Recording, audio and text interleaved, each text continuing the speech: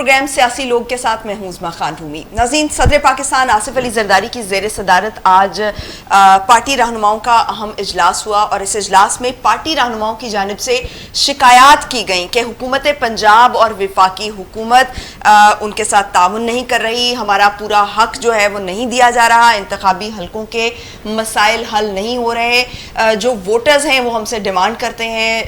لیکن ہم ان کے کام نہیں کر پا رہے۔ اور اس میں زیادہ تر جو ذمہ دار قرار دیا انہوں نے حکومت پنجاب کو بھی قرار دیا اور وفاقی حکومت کو بھی اس کا ذمہ دار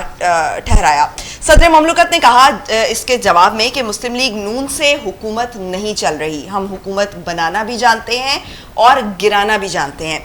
IMF سے قرض لے کر عوام کا امتحان لیا جا رہا ہے، ہم اپنی عوام کو تنہا نہیں چھوڑیں گے۔ انہوں نے کہا کہ اب خود میدان میں آ گیا ہوں، اسلام آباد ہو یا لاہور، سب سے کام کرواؤں گا۔ ہمارے ساتھ اس وقت اسٹوڈیوز میں موجود ہیں پولیٹیکل اور اکانومی ایکسپرٹ ہیں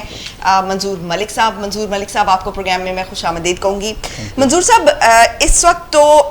یہ حکومت کا حصہ ہے پاکستان پیپلز پارٹی، اگرچہ کہ سیاسی پوائنٹ سکورنگ کے لیے سیاسی جماعتیں اس طرح کے بیانات دیتی بھی رہتی ہیں، لیکن اس وقت جو حکومت کا حصہ ہونے کے باوجود اگر اس قسم کا بیان دیا جا رہا ہے تو آپ کے خیال میں اس کا مقصد کیا ہے؟ پہلی بات یہ ہے کہ پیپلز پارٹی مسلم لیگ نون کے ساتھ حکومت کا حصہ نہیں ہے، انہوں نے حکومت کو سپورٹ کی ہے بنانے میں۔ اور دوسری چیز یہ ہے کہ پاکستان میں جیسے آپ نے کہا بالکل صحیح ہے کہ MQM ہمیشہ آپ دیکھتے ہیں کہ ڈیسینڈنگ نوٹ پہ رہتی ہے، کبھی فیڈرل گورنمنٹ سے نکل رہی ہوتی ہیں، کبھی ادھر سے، لیکن وہ گورنمنٹ کے ساتھ اقتدار کے عوانوں میں ساتھ رہنا چاہتے ہیں۔ ہاں، لیکن اتحادی جو ہیں وہ شیئر تو کرتے ہیں نا، وہ کچھ نہ کرتے کچھ ہیں، بینیفٹس کرتے ہیں، کچھ نہ کچھ جو معاملات ہیں ان کے سیٹلمنٹ ہوتی ہے تو وہ حکومت کا حصہ جی بنتے ہیں۔ بالکل تو صحیح۔ اگر آپ یہ کہیں کہ وہ کابینہ کا حصہ نہیں ہے تو یہ کہا جا سکتا ہے، لیکن حکومت کا اوور آل تو حصہ ہے۔ بالکل، حکومت کو وہ دیکھ بھی رہے ہیں، کر بھی رہے ہیں، اور زرداری صاحب جو کہہ رہے ہیں وہ بات بالکل ٹھیک ہے کہ پیپلز پارٹی کو پنجاب سے بھی شیئر چاہیے اور فیڈرل گورنمنٹ سے بھی چاہیے۔ اور اس وقت ملک کے حالات یہ ہیں کہ ہماری جو IMF کے ساتھ جس کا ذکر آپ نے کیا، IMF کے ساتھ ڈیل میں بہت ساری خامیاں ہیں،